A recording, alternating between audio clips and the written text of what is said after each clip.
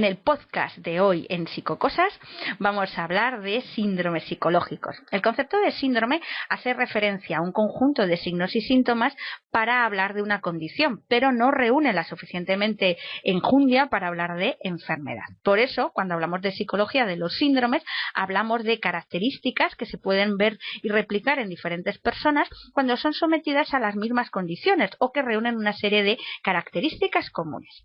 Vamos a ver algunos de los más conocidos, aunque cada vez hay más, y van dando lugar a historias curiosas. Algunos seguro que te suena. Vamos a empezar. Vamos a empezar hablando de la paramnesia reduplicativa. Vaya nombrecito, ¿eh?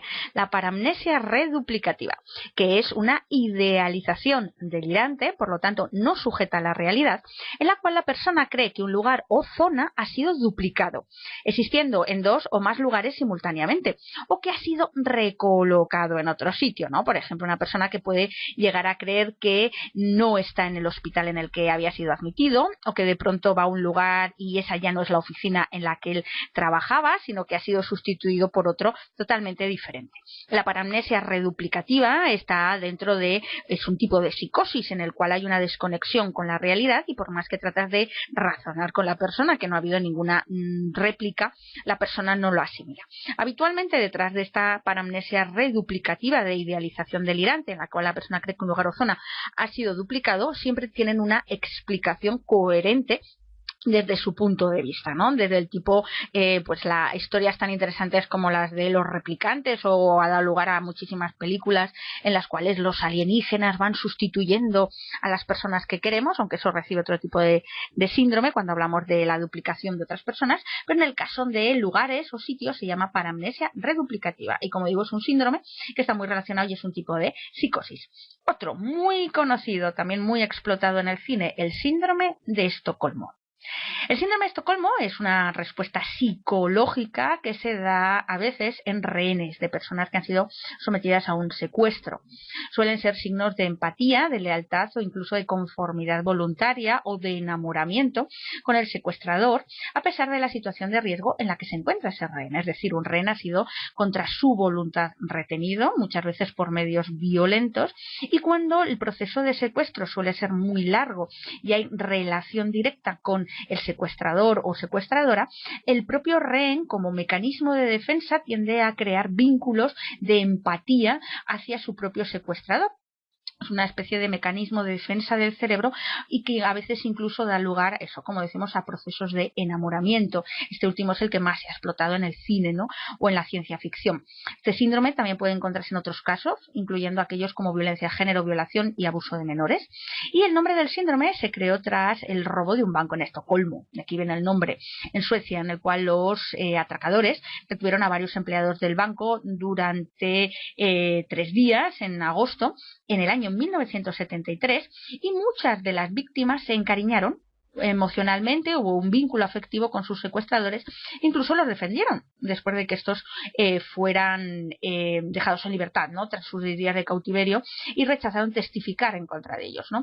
Después de que se les juzgara y fueran condenados, uno de ellos incluso se casó con una mujer que había sido su rehén. O sea, imaginaos ya a dónde llegó la historia. Síndrome de Estocolmo, en este caso no es una enfermedad, la persona es plenamente consciente de que no tiene ningún sentido, pero el hecho de convivir en una circunstancia, en este caso cautiverios largos y tener una relación estrecha, hace que se crea ese tipo de vínculos.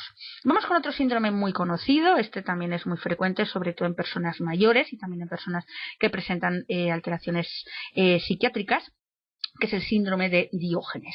Diógenes fue un antiguo filósofo griego que se dice que vivía en un barril. Esto es un poco más dentro de la leyenda, pero bueno, se decía que Diógenes vivía dentro de un barril y fue de ahí surge todas las ideas que promovieron el nihilismo y el animalismo, ¿no? Y cuando Alejandro Magno, dice la leyenda, le preguntó qué es lo que más quería en el mundo, este le dijo: que te apartes, que me quitas el sol, porque estabas obstruyendo, ¿no? Entonces habla un poco de vivir con lo mínimo posible, abandonar todo tipo de disfrute consumista del entorno. Y el síndrome de Diógenes va muy relacionado no tanto con vivir de una manera austera, sino es una condición caracterizada por una extrema autonegligencia y abandono, una tendencia a recluirse y aislarse del mundo, y además una acumulación compulsiva de objetos y a veces de animales, ¿no? Se suele encontrar mucho en personas mayores que viven solas, que han hecho un proceso depresivo mayor o que están en un proceso psicótico. Y también se asocia mucho a la depresión y en algunos casos incluso al comienzo de la demencia, una demencia instaurada cuando ya es detectado por los vecinos, es cuando hay un gran mal olor o porque la persona hace mucho que no es vista en el vecindario, y entonces, bueno, pues cuando entran ya los servicios sociales o entramos los profesionales sanitarios, pues descubrimos una persona que vive sola, totalmente abandonada, comiendo de cualquier manera y que tiene una casa como si fuese un vertedero. Entonces suele también estar muy relacionado con la demencia y es el síndrome de Diógenes. Otro síndrome, hay muchos síndromes, estos dan de ciudades que dan honor a la ciudad en la cual tuvo lugar, igual que el síndrome de Estocolmo, pues en este caso el síndrome de París, ¿no? Capital de Francia. Es una condición exclusiva, esto solo se ha visto, aunque ya se ha empezado a ver en otros turistas, pero fundamentalmente en turistas japoneses. Hoy lo empezamos a ver en otro tipo de turista asiático que también ha empezado a viajar mucho, ¿no? Lo que es Corea del Sur, también China, Taiwán, etcétera. Y es un síndrome muy característico que solamente se ve en esa zona asiática. Es un síndrome que se caracteriza por una depresión de estos turistas mientras están en esta famosa ciudad. De los millones de turistas japoneses que visitan cada año París, pues alrededor de una docena padece este trastorno y tienen que volver a su país natal. Es tal el grado de depresión que sienten en la ciudad que tienen que irse, y esto está documentado y estudiado. La condición es básicamente una forma severa de shock cultural, o es lo que intentan explicarnos, y es que los turistas japoneses que llegan a la ciudad son incapaces de separar la visión idílica de la ciudad, ¿no? Que han visto en vídeos pues películas tan bonitas como la de Amélie o pues Disfrutando de París, de una realidad mucho más moderna y bulliciosa, ¿no? Donde pues convive una ciudad tan grande, tan moderna con París, bueno, pues con esa parte más bucólica o idílica que ellos han podido ver en películas. Y estos turistas se topan con ese shock cultural real que no tiene que ver con la idea que ellos tenían, les choca, les defrauda terriblemente y se van. Este síndrome, que es algo muy psicológico y muy caracterizado de aquellas personas que ponen grandes expectativas o que idealizan a una situación o a una persona o un lugar y de pronto descubren que nada tiene que ver, pues caen en un shock triste, ¿no? Es decir, en el cual la visión idílica que ellos tenían de esa persona, ese lugar, ese sitio, ese momento, no tiene nada que ver con la realidad y eso hace este choque. Pero era ya muy llamativo y sigue siendo muy llamativo concretamente con esta ciudad, con París, concretamente con este tipo de turistas que, como digo, pues está ya documentado que es tal el choque, la tristeza y la depresión que se tienen que ir. Otro síndrome que da nombre a una ciudad, el síndrome de Lima, justo el opuesto al síndrome de Estocolmo. En este síndrome, en el de Lima, los secuestradores se vuelven más compasivos con las necesidades y situación de los rehenes. Este síndrome se definió tras la toma de rehenes que hubo en la embajada japonesa en Lima, en Perú, donde 14 miembros del movimiento revolucionario Tupac Amaru, el MRTA, pues tomaron a cientos de rehenes en una fiesta en la residencia oficial de este embajador japonés en Perú. Los rehenes se trataban, eran todos ellos diplomáticos, oficiales de gobierno militares y ejecutivos de muchas nacionalidades que se encontraban en ese momento. El secuestro comenzó el 17 de diciembre de 1996 y termina el 22 de abril de 1997, es decir, estamos hablando de un secuestro con muchos rehenes durante mucho tiempo. A los pocos días del secuestro, los militantes liberan a la mayoría de los rehenes, despreocupándose por su importancia, incluyendo al futuro presidente de Perú en aquel momento y a la madre del presidente de aquel entonces. Es decir, no hubo un movimiento de quedarnos con los rehenes más valiosos, no de cara a negociar, sino que liberaron. Y después de meses de negociaciones sin éxito, todos los rehenes que quedaban fueron liberados gracias a una redada de comandos peruanos, ¿no? Aunque un rehén fue asesinado y después hay una historia, de hecho hay una película, el nombre ahora no me acuerdo, en el cual intervino una unidad de alta élite de Estados Unidos, etcétera, etcétera. Pero en este caso concreto, la parte que nos interesa, el síndrome de Lima, en la cual los propios rehenes hablaban de lo bien que les trataron los secuestradores, que no había una verdadera intención de hacerles daño, que no había una negociación real, es decir, por así decirlo, no eran secuestradores profesionales, sino que llegaron a ser personas que tenían un vínculo muy especial con los rehenes, que lo hicieron por su ideología política, pero porque, por así decirlo, bueno, pues se les fue de las manos, ¿no? Y es el síndrome de Lima, en este caso opuesto al de Estocolmo. Otro síndrome que da nombre a una ciudad también toma el nombre de una ciudad muy importante, el síndrome de Jerusalén.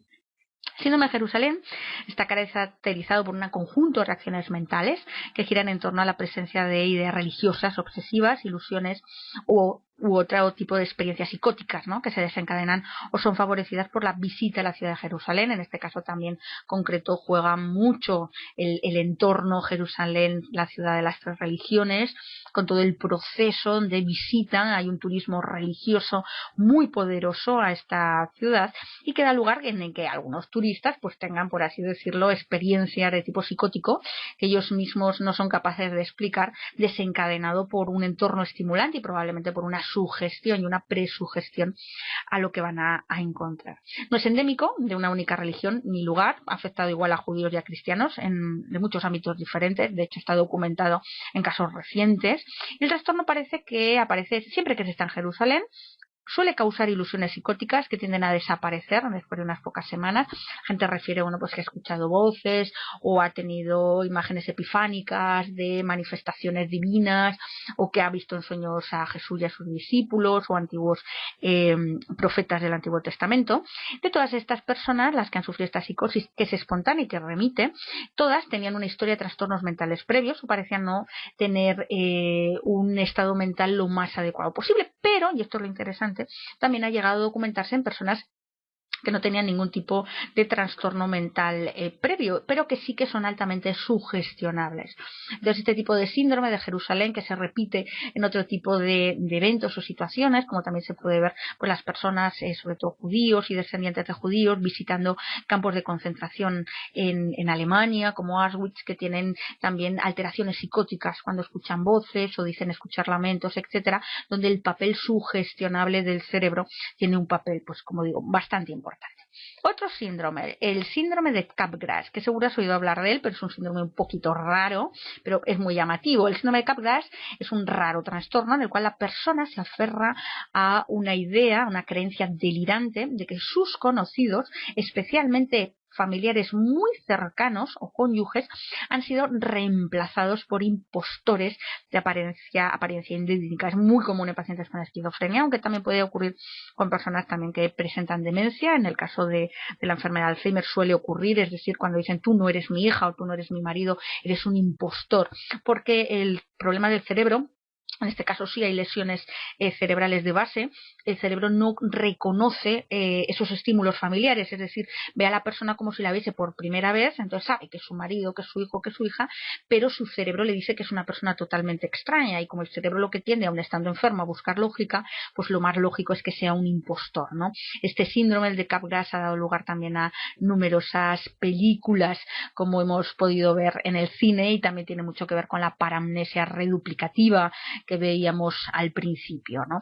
Vamos con otro síndrome, que es el síndrome de Fregoli. Es un síndrome inverso al anterior, al síndrome de Capgras. En este caso, en el síndrome de Fregoli, es también muy, muy raro. La persona cree firmemente que personas diferentes se tratan en realidad de una única persona que cambia de apariencia o está disfrazada. El nombre está basado en el actor italiano Leopoldo Fregoli, que fue famoso por su gran habilidad para hacer cambios rápidos de apariencia durante sus actuaciones, ¿no? Un performance. En este caso concreto, la persona, también hay un trastorno psicótico de base, también hay una idea paranoide, ¿no? Alguien me está persiguiendo, alguien me sigue, imagínate, ¿no? Uno muy conocido, pues es que los extraterrestres me quieren abducir y mi mujer es un extraterrestre disfrazado y mi jefe es el mismo pero está disfrazado, etcétera, etcétera. Síndrome de Fregoli, que esto también tiene mucho trastorno psicótico de base. Y vamos a ver ya el último síndrome de este podcast, aunque hay muchos más, que es el síndrome de Cotard, terminado en D, síndrome de Cotard, que también es una rarísima patología psiquiátrica en la que la persona cree que está muerta. Este es muy, muy interesante, es muy llamativo, están casos documentados, pero es llamativo. La persona cree que está muerta, que no existe, que se está pudriendo o que incluso ha perdido su sangre y órganos internos. Ya más raro, pero también existe, puede incluir ideas delirantes de inmortalidad, ¿no? Fue Jules Cotard, un neurólogo francés, quien le dio nombre a este trastorno, que fue descrito por primera vez por él y que nombró como le délire de négation, el delirio de negación, en una conferencia que dio en París en el año 1880. Después de esta época se ha documentado en más ocasiones, es un trastorno, bueno, hay una psicosis y la persona dice estar muerta, que se está pudriendo o que está momificada en vida. Como todos los trastornos psicóticos, se trata con medicación y revierten bastante bien. Y con esto damos por finalizado este podcast de hoy dirigido a los síndromes psicológicos.